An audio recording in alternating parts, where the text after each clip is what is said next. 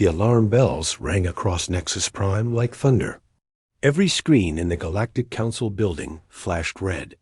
Scientists ran through hallways, their faces pale with fear. Something impossible had just happened. Commander Vex Star of the Hegemony stared at his scanner. The numbers made no sense. His clawed hands shook as he checked the readings again. Then again. The massive energy signature on his screen should not exist. Run the scan one more time, he ordered his crew. His voice cracked slightly. Sir, we have run it 12 times, replied his second officer. The reading is the same. Something very large just appeared at grid 779. In the main council chamber, Ambassador Zix Thala felt her breathing slow. She had lived for 300 years. She had seen wars that destroyed entire star systems. She had watched civilizations rise and fall. But she had never seen anything like this. The energy reading was enormous. Bigger than their largest space stations. Bigger than their most powerful warships. It was bigger than anything they had ever built or seen before. How big? She asked the technician. We estimate ... 15 kilometers long, maybe 20. The sensors keep giving different numbers. A cold silence filled the room. The largest ship in the galaxy belonged to the Kethmori Empire. It was only 8 kilometers long, and it had taken them 50 years to build. Across the room, Elder Kethmori Thuvan rose slowly from his seat. His ancient eyes held wisdom from 1,000 years of life.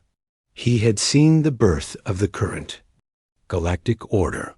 He remembered when his people first traveled between stars. In all my years, he said in his deep, rumbling voice, I have never seen readings like these. The technician's voice shook as he continued his report. Sir, there is something else. The ship did not arrive through any known jump point. It did not use hyperspace lanes. It just ... appeared. This sent whispers to the council chamber. Every ship in the galaxy used the same basic technology to travel between stars. They all used hyperspace. They all followed the ancient jump routes that connected star systems. That is impossible, said Admiral Krex of the Turian fleet. Nothing can travel without hyperspace. The sensors do not lie, the technician replied. Ambassador Zix Thala walked to the main viewing screen. It showed a map of local space. A bright red dot marked the location of the unknown ship. It sat right at the edge of Council territory. What do we know about this region of space? She asked. It is empty, Ambassador. No planets, no stations, no ships. We only monitor it because it borders our space. The red dot pulsed slowly on the screen. With each pulse, Zix Thala felt her hearts beat faster. Her species had 2 hearts, and right now both were racing. Could it be a weapon? Asked Admiral Krex. We do not know, replied the technician. The energy signature is unlike anything in our databases. Elder Thuvan moved closer to the screen. His old eyes studied the readings carefully. I have lived through many first contacts, he said slowly. But this feels different. Different how? Asked Zix Thala. Every species we have met followed patterns we understood. Their technology made sense to us. Their ships used familiar designs. This ... He pointed at the screen. This breaks every rule we know. In the military command center below the council chamber, General Paxton studied tactical displays. His soldiers moved quickly between control stations. Everyone looked nervous. Status report, he commanded. All border fleets are on high alert. Replied his aide. We have 47 ships in the area. They are maintaining safe distance. Define safe distance. 10 million kilometers, sir. General Paxton nodded. If this unknown ship was hostile, 10 million kilometers might not be far. Enough. But it was the best they could do. Any movement from the contact? No, sir. It remains in position. No energy weapons charging. No smaller ships launching. It appears to be ... waiting. The word waiting sent chills through the room. What was it waiting for? Back in the council chamber, more reports came in. Every sensor station across 3 star systems had detected the arrival. The energy burst when the ship appeared had been visible across half the galaxy.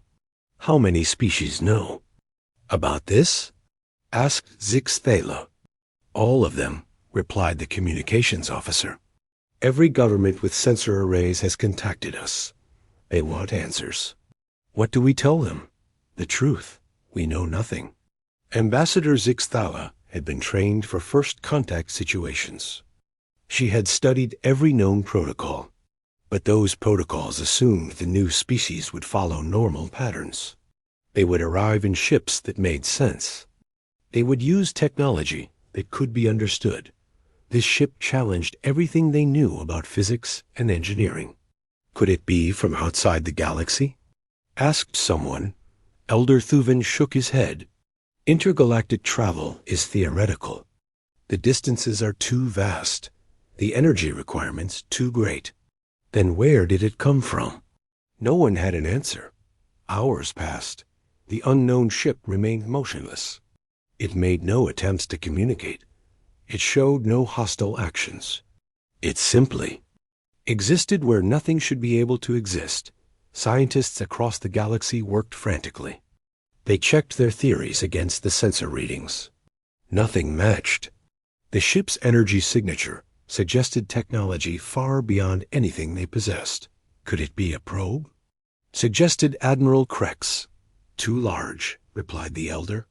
And probes usually try to hide. This ship is announcing its presence. Maybe it wants us to notice it. Then why not communicate? The questions multiplied, but answers remained elusive. Every hour brought new sensor data, but the data only deepened. Mystery. Late in the day, a junior technician made a discovery that changed everything. Ambassador, he called out, I found something in the historical archives. Zixthala hurried to his station. What is it? These energy readings. I have seen something similar before. Where? In ancient Kethmari legends. Stories about watchers. In the void. Guardians who existed before the council formed. Elder Thuvan's eyes widened. Those are myths. Stories told to children. Maybe, said the technician. But the energy patterns match descriptions in the oldest texts. The room fell silent again. Ancient legends spoke of powerful beings who watched over the galaxy. Most scholars dismissed these stories as primitive mythology. But now, faced with impossible technology and unexplained arrival, some began to wonder, could the legends be real?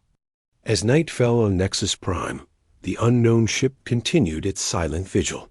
Across the galaxy, billions of beings looked up at the stars and wondered what it meant that tomorrow would bring answers.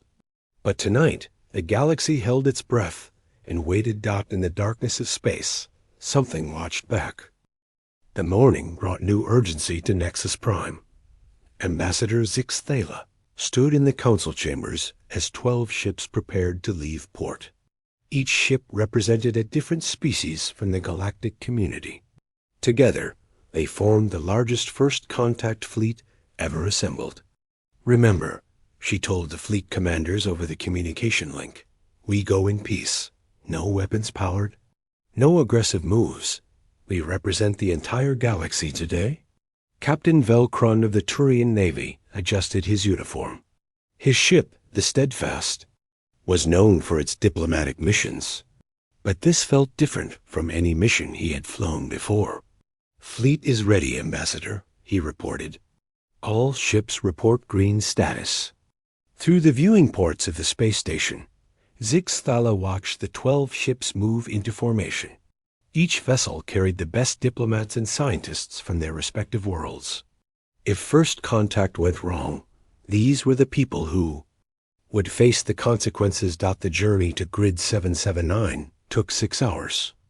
As the fleet traveled, more sensor data came in about the unknown ship.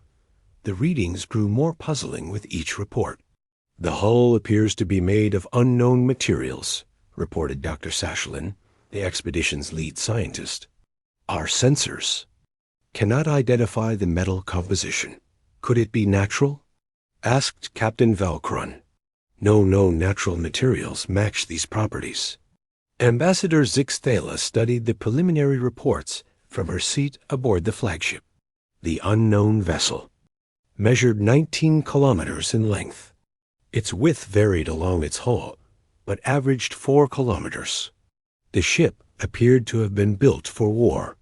"Look at these impact marks," she said, pointing to detailed scans of the hull. "These are weapon strikes. The ship has been in battle." Agreed Dr. Sashlin. Multiple battles, from the look of it. The scars covered much of the hull. Some appeared old, partially repaired with different materials. Others looked fresh. Whatever this ship was, it had seen considerable combat. Against whom?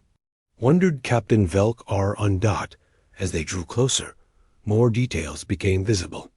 The ship's design was unlike anything in galactic databases. It had angular sections that suggested heavy armor. Weapon ports lined its hull in patterns that spoke of serious military engineering. "Energy readings are increasing," reported the sensor operator. "The ship is powering up something." Tension filled the fleet communications channel. Every captain checked their own defensive systems. If this encounter turned hostile, their small diplomatic ships would not last long against something that... "Size. All ships reduce speed," ordered Zixthala. "No sudden movements." The unknown ship continued to power up its systems. Energy flowed through conduits visible on its hull, but no weapons targeted the approaching fleet. Instead, the ship seemed to be preparing its communication arrays. "Ambassador," called the communications officer, "we are receiving a transmission." "Put it through." The main viewing screen flickered to life. Static filled the display for several seconds. Then, slowly, the static cleared. A face appeared on the screen. The entire diplomatic fleet fell silent. The being on the screen looked almost familiar, yet completely alien. Its face had 2 eyes, a nose, and a mouth arranged in patterns similar to several known species. But the proportions were different. The skin was pale, without the scales, or fur common to most galactic races. "This is Captain Sarah Chun of the United Earth ship Unconquerable," the being said. "We represent humanity." The words came through in perfect translation. Every ship in the fleet heard the message in their own language, spoken with proper grammar and accent. Such perfect translation technology was beyond even the most advanced galactic civilizations. "Humanity," repeated Ambassador Zixthala quietly. "We have never heard of this species." Captain Chun continued speaking. "We request permission to address the Galactic Council. We come in peace, seeking dialogue." Zixthala activated her own communication system. "This is Ambassador Zixthala of the Galactic Council. We welcome you to our space. May we ask where humanity comes from?" "Earth," replied Captain Chun. "A world on the outer rim of what you call the spiral arm." Dr. Sashlin quickly consulted her star charts. "Ambassador," she whispered, "that region was surveyed 50 years ago. No intelligent life was detected." "We have been watching your galaxy for some time," Captain Chun said, apparently hearing the exchange. "We preferred to remain hidden until we were ready for contact." This statement sent new waves of concern through the fleet. If humanity had been watching without being detected, what else might they be capable of? "Captain Chun," said Zixthala carefully, "your ship is quite impressive. Might we ask about its capabilities?" "The Unconquerable is a peacekeeping vessel," Chun replied. "Designed to protect and defend." "Protect against what?" For a moment, Captain Chun's expression grew serious. "Things that exist beyond your current knowledge. Threats you have not yet encountered." Admiral Krex's voice crackled over the fleet channel from his position on the council. What kind of threats? Ancient enemies, Sean said simply. Beings that consume civilizations. We have been fighting them for a very long time. Alder Thuven spoke up from his ship. How long? Longer than your records show. We began our watch before your current galactic order formed. The implications hit everyone at once. If this human captain spoke the truth, her people had been protecting the galaxy for thousands of years. Without anyone knowing. Why reveal yourselves now? Asked Zixthala. Because the threats are growing stronger. And because your civilizations have finally advanced enough to help in the fight. Captain Vel Krun studied his tactical displays. Even with 12 ships, they felt very small next to the human vessel. Captain Shun, how many ships does humanity possess? Enough, she replied. The unconquerable is simply the first we chose to reveal. Dr. Sashalin ran quick calculations on her computers. The energy output of this single ship exceeded most battle fleets. If humans had more ships like this one, they represented a force greater than anything the galaxy had ever seen. We would like to inspect your vessel, said Admiral Krex. Standard first contact protocol. Of course, replied Captain Shun. We will prepare docking facilities for your shuttles. However, I should warn you, some areas of the ship remain classified for security reasons. Security against whom? Against the enemies we fight. Information about our defensive capabilities must remain secret. Ambassador Zixthala made a decision. Very well. We will send a small inspection team. Captain Vel Krun, prepare a shuttle. As the shuttle launched from the flagship, everyone watched it approach the massive human vessel. The unconquerable, dwarfed even their largest ships. Its hull showed signs of battles fought across vast distances and long years.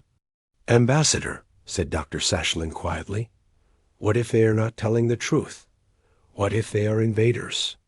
Zixthala had considered this possibility, but something about Captain Chun's manner suggested honesty.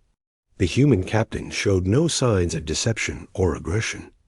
Then we learn what we can, she replied, and hope our first impressions are correct. The shuttle disappeared into a docking bay on the human ship. For 30 minutes, the fleet waited in tense silence. Finally, Captain Vel Krun's voice came over the communication system. Fleet Command, this is remarkable. The internal technology is unlike anything we have seen.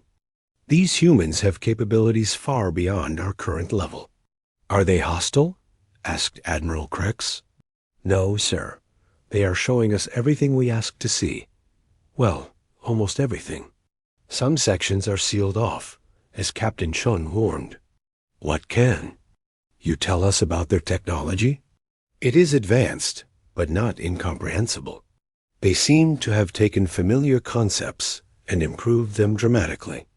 Their power systems are incredibly efficient. Their defensive systems are ... impressive. How impressive? Captain Vel Krun paused before answering. Sir, I believe this single ship could defend against our entire combined fleet. The statement hung in the air like a challenge. Every captain in the diplomatic fleet understood the implications. Humanity possessed technology that made them the dominant military power in the galaxy. Captain Shun, said Ambassador Zixthala, we would like to invite you to address the full Galactic Council. We accept your invitation, Shun replied. When would be convenient? As soon as possible. The entire galaxy is watching this encounter. Understood. We will follow your ships to Nexus Prime. As the diplomatic fleet turned toward home, the massive human warship fell into formation behind them. Its presence changed everything. The galaxy would never be the same. Tomorrow, humanity would address the Council, and everyone wondered what they would say. The Grand Assembly of Nexus Prime had never seen such a crowd. Representatives from 847 species filled the massive amphitheater. Every seat was taken. Emergency viewing areas had been set up for overflow crowds. Across the galaxy, billions watched through live broadcasts. Ambassador Zixthala stood at the speaker's podium, her voice carrying to every corner of the Great Hall. Today, we make history. We welcome a new species to our galactic community.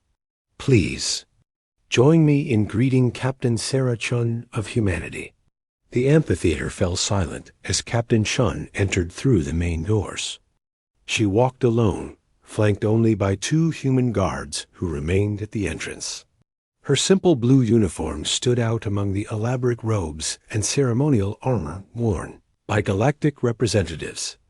Elder Thuven watched from his seat in the front row. In his 1,000 years of life, he had witnessed many first contact ceremonies. Most new species arrived with large delegations, impressive displays of their culture, and detailed presentations about their achievements. Captain Chun carried only a small device in her hand. She reached the speaking platform and looked out at the assembled representatives. Her eyes were calm, showing no sign of nervousness despite facing the most powerful beings in the galaxy. "Thank you for welcoming us," she began. Her voice was clear and steady. "I am Captain Sarah Chun, speaking for the human race. We come before you today not as strangers, but as guardians who have watched over this galaxy for longer than your records show." Murmurs rippled through the audience. Admiral Krex leaned forward in his seat. "What do you mean by guardians?" "I mean exactly that," Chun replied. "For 3,000 years, humanity has fought to protect the civilizations of this galaxy from threats you have never seen." War Master Kex Thul of the Kethmori Empire rose from his seat. His massive frame towered over most other representatives. "These are bold claims. Where is your proof?" Captain Chun activated the device in her hand. The air above the amphitheater shimmered, and a holographic display appeared. It showed star charts of the galaxy, but not as the assembled representatives knew it. Red marks dotted the display, scattered across the outer rim regions. Each mark pulsed with an ominous light. "These marks represent incursion points," Chun explained. "Places where hostile forces from beyond our galaxy have attempted to enter our space. Over the past 3 millennia, humanity has engaged these forces at every incursion point." "Hostile forces from where?" asked Dr. Vel Sarin of the AI Science Council. "From the void between galaxies. Ancient enemies that consume civilizations. They feed on life itself, stripping worlds bare before moving to the next target." The holographic display changed, showing images of destroyed worlds, barren planets with dead oceans and empty cities. The representatives stared in horror at the devastation. "These are worlds that fell before we learned to stop the incursions," Chun continued. "Galaxies where we arrived too late."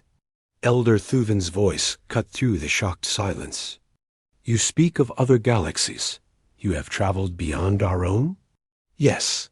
Humanity's mission extends across multiple galaxies. We are not the only intelligent species fighting this war, but we may be the most experienced." War Master Kex Thul slammed his fist on his chair's armrest. "I do not believe these claims. Where are these enemies now? Why have we never detected them?"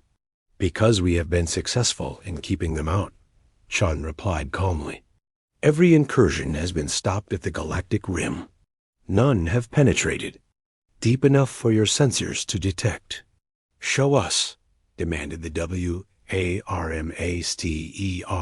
Captain Chun touched her device again.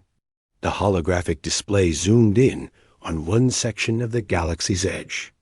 It showed empty space, but with enhanced scanning data overlaid. "This is Sector 7719, she said. 6 months ago, a probe from the enemy entered our galaxy here.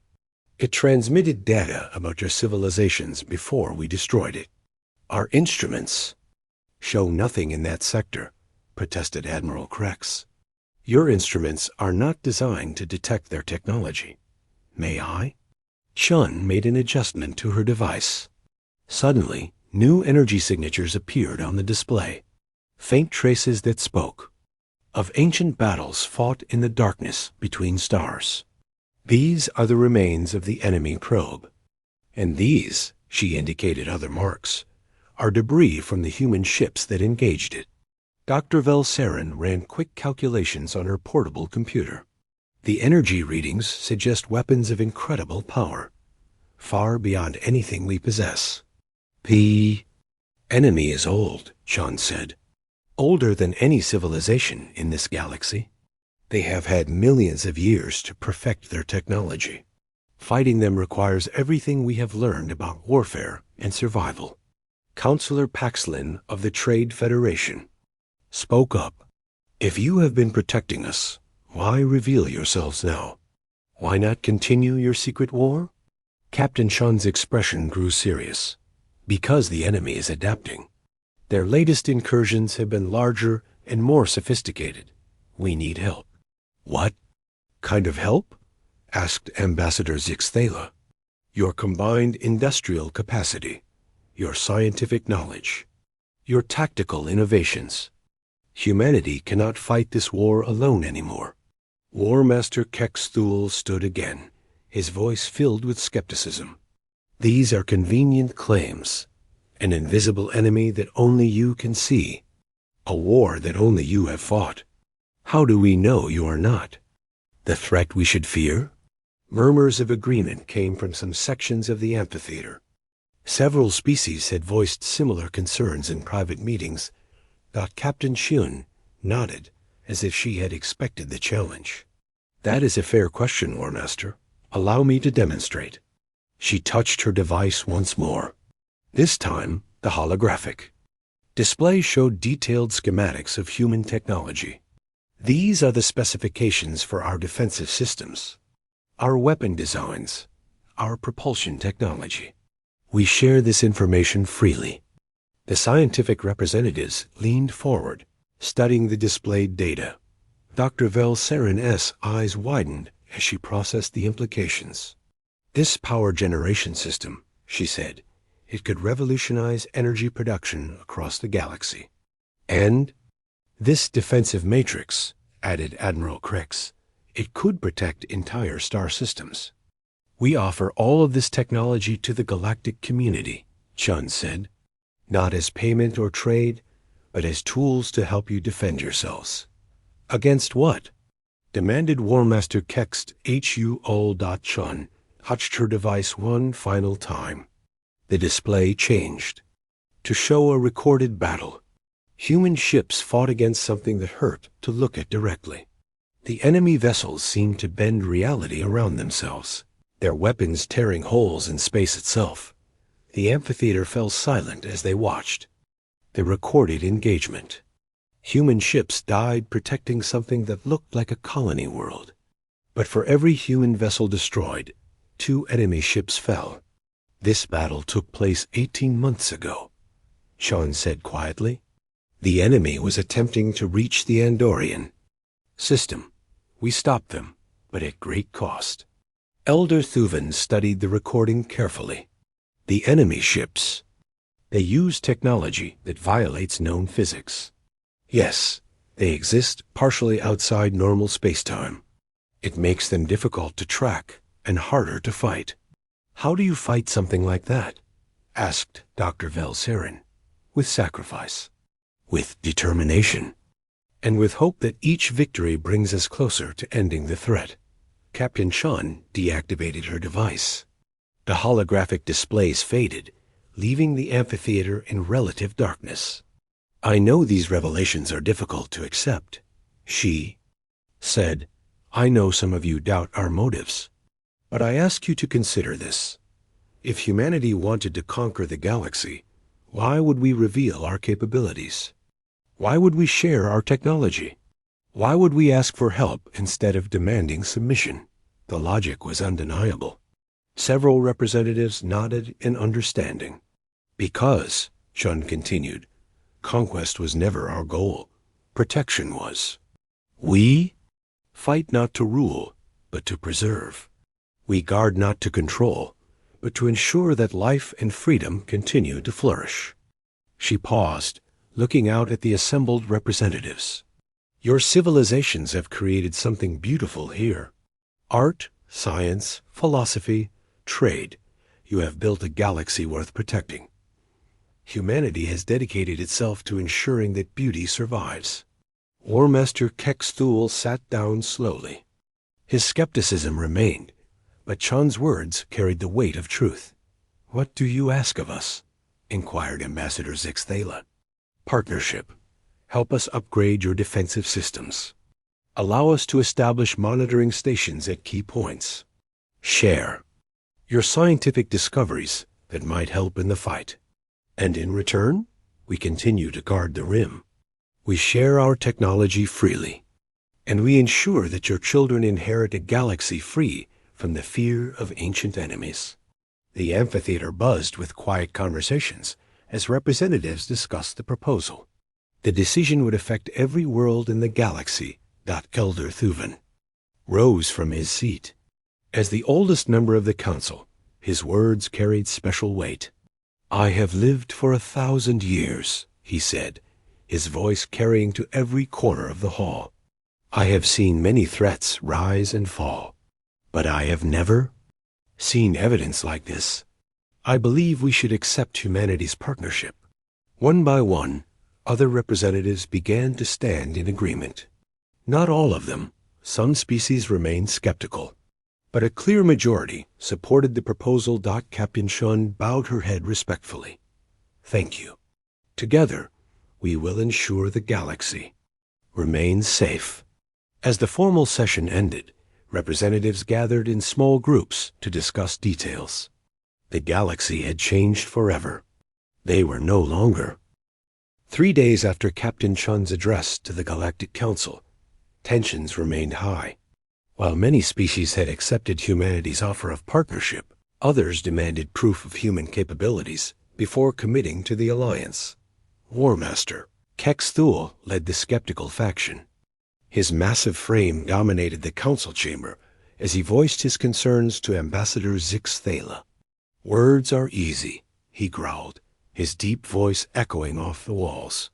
"Any species can claim to be protectors. Show us what humanity can actually do. What kind of demonstration would satisfy you?" asked Zixthala. "Combat capability. If humans claim to be warriors, let them prove it." Captain Shun, who had been listening quietly from her seat, spoke up. "Very well. We will provide a demonstration, but not against any galactic forces." "Against what, then?" demanded the War Master. "Against a problem that has plagued shipping lanes for decades. The Korvax asteroid." Murmurs filled the chamber. Every spacefaring species knew about the Korvax asteroid. The massive rock drifted through the Meridian trade route, changing course unpredictably. Dozens of ships had been lost trying to navigate around it. "That asteroid is 3 kilometers wide," said Admiral Krex, "made of dense metals that resist most weapons. We have tried to destroy it for 50 years. "Destruction is not always the answer," replied Captain Shun. "May we have permission to deal with the asteroid our way?" Elder Thuven leaned forward with interest. "What do you propose?" "Complete removal without debris. The trade route will be clear and safe for all future shipping." "Impossible," declared Dr. Velsarin. "The energy required to completely disintegrate something that large would endanger nearby systems." "We do not plan to disintegrate it," Chun said calmly. "Then how?" asked Zixthala. "You will see." 2 hours later, a small fleet gathered at the edge of the Meridian system. The human ship Unconquerable was accompanied by observation vessels from 12 different species. Everyone wanted to witness humanity's first public demonstration of their technology that the Korvax asteroid tumbled slowly through space ahead of them. Its irregular surface showed impact craters from various failed attempts to destroy it. The rock spun on multiple axes, making it difficult to predict its exact position at any given time. "Target confirmed," reported Captain Chun from the Unconquerable. Beginning approach sequence. War Master Kex Thule watched from his battleship, Blood of Kethmer. His tactical displays showed the asteroid's composition and movement patterns. Nothing in his experience suggested how the humans planned to remove it safely. All observation ships maintain safe distance, ordered Admiral Krex. We do not know what weapons the humans plan to use. The Unconquerable moved closer to the asteroid with surprising grace for such a large vessel. When it reached position, the ship simply stopped and hung motionless in space. Human vessel, you are within the asteroid's drift range, warned Captain Velkrun. If it changes direction, you could be caught in its path. Understood, replied Captain Chun. Beginning operation. The human ship began to glow. Energy patterns flowed across its hull in ways that made no sense to the watching observers. The glow intensified until the entire vessel seemed to pulse with contained power. Energy readings are off the scale, reported Dr. Velsarin from her science ship. But the signatures are unlike any weapon systems we know. Suddenly, the glow around the Unconquerable expanded outward. It reached the asteroid in seconds, enveloping the massive rock in the same energy field that surrounded the human ship. What is happening? Asked War Master Kex Thule. The asteroid began to change. Its rough surface smoothed out as if being reshaped. By invisible hands, the chaotic spin slowed and stabilized. Most impossibly, the 3-kilometer rock began to shrink. The asteroid is being converted, whispered Dr. Velsarin. The humans are changing its molecular structure. Into what? Demanded Admiral Krex. They got their answer moments later. Where the massive asteroid had been, thousands of small objects now floated in perfect formation. Each object gleamed like polished metal. Human vessel, called Captain Velkrun. What have you done? We have converted the asteroid into useful materials, replied Captain Chun. Raw metals for construction projects, perfectly refined and shaped for immediate use. The observation fleet's sensors confirmed the impossible. The asteroid had been transformed into refined building materials. Structural beams, hull plates, and component parts floated where the dangerous rock had been. How is this possible? Asked Dr. Velsarin. Quantum manipulation of matter, Chun explained. We can reshape materials at the atomic level. The asteroid was dangerous as a single massive object. As refined components, it becomes useful. The technology required for such manipulation. Admiral Krex trailed off, unable to finish the sentence. Is one of our standard industrial capabilities. Chun said matter-of-factly. W-A-R-M-A-S-T-E. Kex Thule stared at his displays in shock. In less than 10 minutes, humanity had solved a problem that had stumped the galaxy for 50 years. And they had done it without weapons or violence. This technology could revolutionize manufacturing, said Dr. Velsarin. It could also revolutionize warfare, added Admiral Krex grimly, as if summoned by his words. New contacts appeared on the observation fleet's sensors. 12 ships were approaching fast from the outer system. Unknown vessels, broadcast Captain Velkrun. Identify yourselves and state your intentions. The response came as weapon fire. All ships, evasive maneuvers, shouted Admiral Krex as energy beams lanced between the observation vessels. The attacking ships bore no national markings, but their tactics were familiar. They moved like pirates, or raiders striking fast and hard. This is Commander Sisk of the Liberation Front, came a transmission from the attacking force. Surrender the human ship, and we will let the others go. Liberation Front? Sighed War Master Kex Thule. I thought they were destroyed years ago. Apparently not, replied Admiral Krex. All ships returned fire. The battle erupted across the system. The observation fleet had not come prepared for combat. Their ships were lightly armed science vessels and diplomatic craft. Against dedicated warships, they were outmatched. "Human vessel," called Captain Vel Krun as his ship shook under enemy fire. "We cannot protect you. Retreat while you can." The Unconquerable had not moved during the initial attack.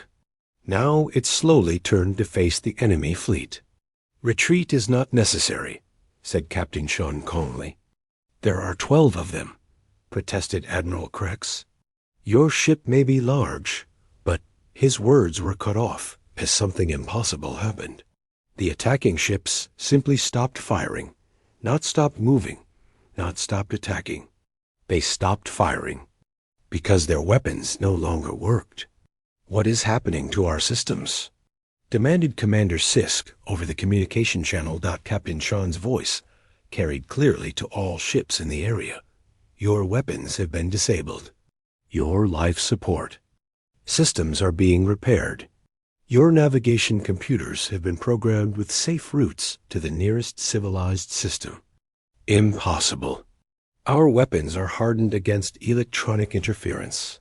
"We did not interfere with your electronics," Sean replied. "We temporarily altered the molecular structure of your weapon components. They will return to normal in 6 hours." The attacking ships found themselves helpless. Their weapons were inert. Their shields were down. But their life support systems were working better than they had in years. "This is a trick," shouted Commander Sisk. "No trick," said Captain Shun. "This is mercy. We could have destroyed your ships in seconds. Instead, we have disabled your ability to harm others while ensuring your survival." One of the attacking vessels had been badly damaged in the initial exchange. Its hull was breached and its engines were failing. The Unconquerable moved toward the damaged ship. As it approached, the same energy field that had transformed the asteroid began to surround the damaged vessel. "Unknown ship, what are you doing?"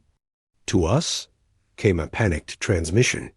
"Repairing your hull," replied Captain Shun. "Your crew was in danger." The watching observers could only stare as the human ship methodically repaired the damaged vessel. Hull breaches sealed themselves. Failed systems came back online. In minutes, the ship was in better condition than it had been before the battle. "Why?" asked Commander Sisk, his voice confused and angry. "Why help us?" "Because life is precious," answered Captain Shun. "Even the lives of those who attack us. We fight to protect, not to punish." The human ship released the repaired vessel and backed away. All 12 attacking ships were now fully functional, but their weapons remained disabled. "You have 6 hours to leave this system," Chun continued. "Use that time to reconsider your choices. The galaxy offers many opportunities for those willing to work honestly." "This is not over," threatened Commander Sisk. "For your sake, I hope." "It is," replied Chun. "Next time, we might not be in such a forgiving mood." The attacking ships limped away, their crews no doubt struggling to understand what had happened to them. The observation fleet remained in stunned silence. "Human vessel," said Elder Thuven finally. "That was remarkable." "That was terrifying," corrected Admiral Krex. "You disabled 12 warships without firing a shot. You repaired battle damage in minutes. You transformed matter at the molecular level, and you chose mercy over destruction," added War Master Kex Thule. 6 months had passed since humanity revealed itself to the galaxy. The changes were visible everywhere, across civilized space. Ambassador Zix Thala stood on the observation deck of Nexus Prime's newest edition, the human embassy. Through the transparent walls, she could see construction crews from dozens of species working together on the next phase of the station's expansion. "The integration is proceeding faster than anyone expected," she said to her companion. Captain Sarah Chun nodded as she watched a team of Kethmori engineers work alongside human technicians. "Your people are remarkable learners. We expected the technology transfer to take years. Your people are remarkable teachers, Zixthali replied. Who would have thought that quantum matter manipulation could be explained in simple terms? Below them, the fruits of that cooperation were evident. New defensive platforms surrounded the station, incorporating human shield technology with galactic engineering. The result was protection beyond anything previously imagined. Status report from the Rim? Asked ZYX single quotes THALA. Chun activated a holographic. Display showing the galaxy's outer edge. Green lights marked monitoring stations at key points along the galactic perimeter. All stations report normal activity, Chun said. No incursion attempts in the past month. Is that unusual? Very. The enemy typically probes our defenses constantly. This silence could mean they are planning something larger. The thought sent a chill through Zixthela, but she felt reassured by humanity's presence.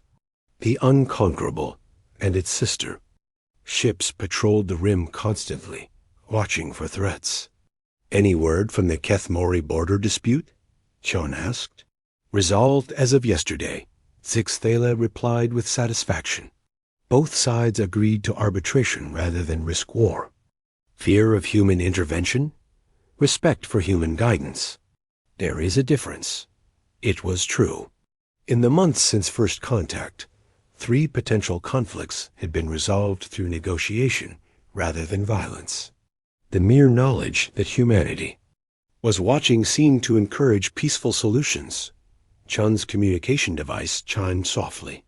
She listened to a brief message, then smiled. Good news from Earth, she said. The first class of galactic exchange students has arrived. 50 young beings from 25 species. How are they adapting? Better than expected. Apparently, human children find them fascinating rather than frightening. The exchange program had been Elder Thuvin's idea. If the galaxy was to truly integrate with humanity, their young people needed to understand each other. The program was already showing promising results.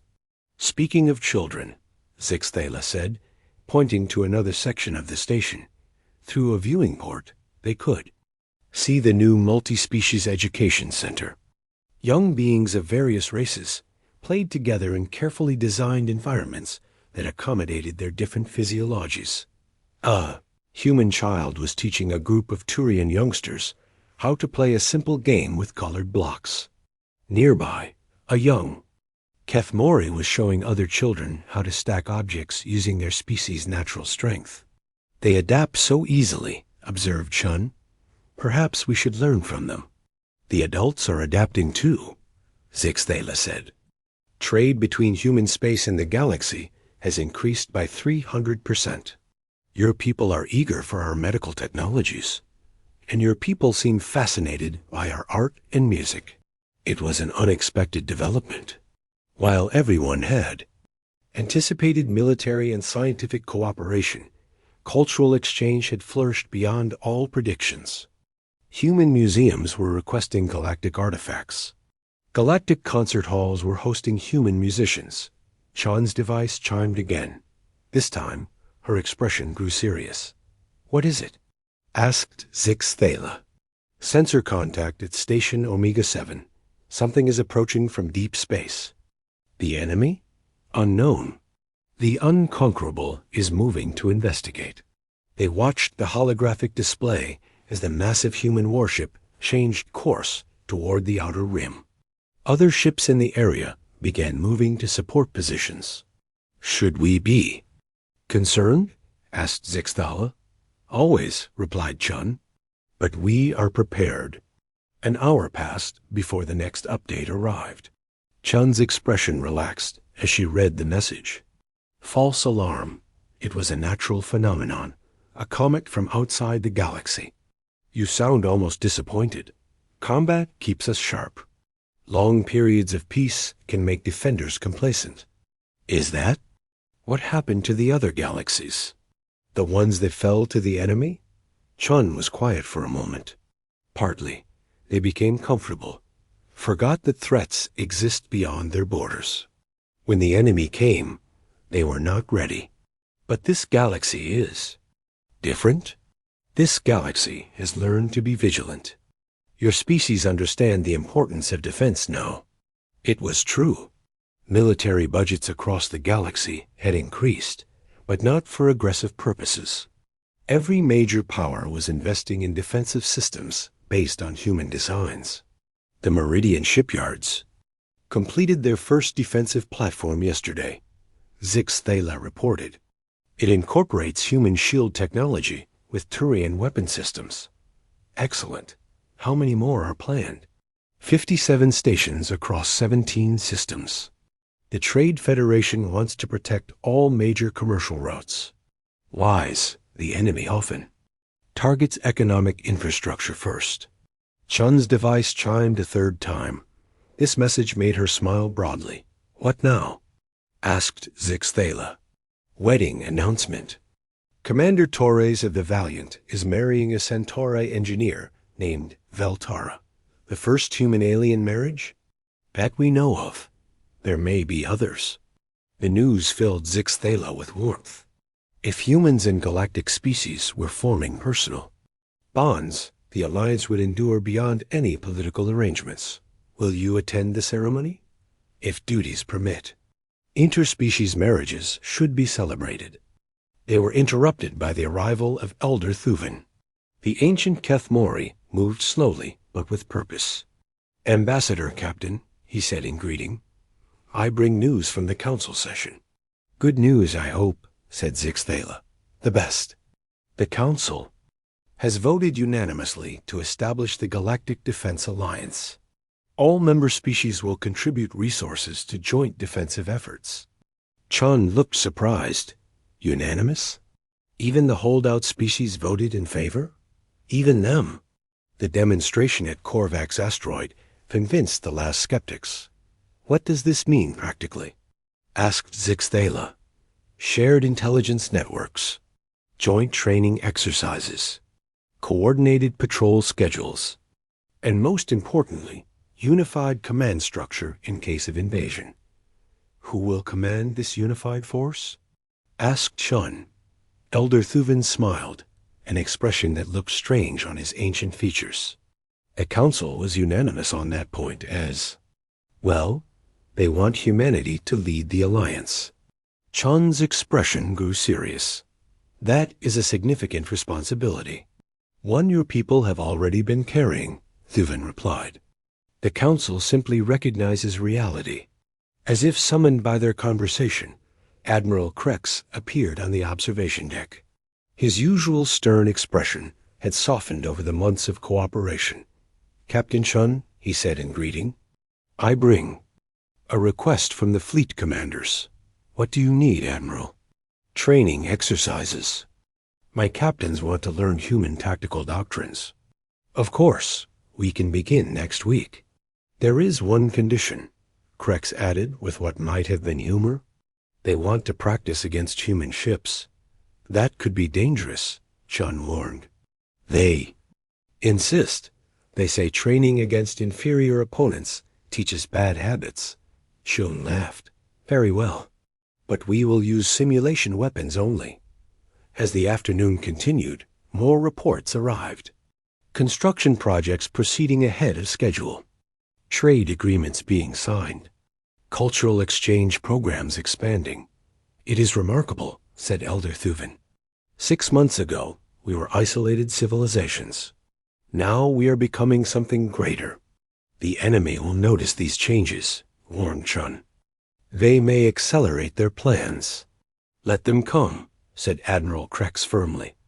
This galaxy is no longer defenseless. Through the viewing ports, they could see the evidence of that truth. New ships patrolled the space around Nexus Prime.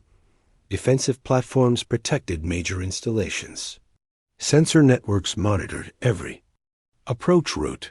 But more importantly, the crews of those ships represented dozens of species working together. The platforms were built with shared technology. The sensor networks operated on protocols designed by combined scientific teams. The next generation will grow up in a galaxy without fear. observed ZYX single quotes THALA dot in the education center below, human and alien children continued their games together. They laughed at the same jokes, despite speaking different languages. They helped each other solve problems despite having different physiologies. They are the future, said Chun quietly. They will inherit what we build here. As evening fell on Nexus Prime, the observation deck emptied except for Chun and Zix Thala. The lights of the space station twinkled like stars, each one representing lives made safer by the Alliance. Do you ever regret revealing yourselves? Asked ZYX single quotes THAL. A. Chun considered the question carefully. No, humanity was never meant to fight alone. This galaxy has strength we never imagined. Together, we are more than the sum of our parts. The enemy will discover that strength soon enough. I hope so. Let them come and see what this galaxy has become. In the distance, the lights of human and alien ships moved in coordinated patterns. They were no longer separate fleets, but parts of a greater whole. The galaxy had found its guardians dot, and its guardians had found their purpose.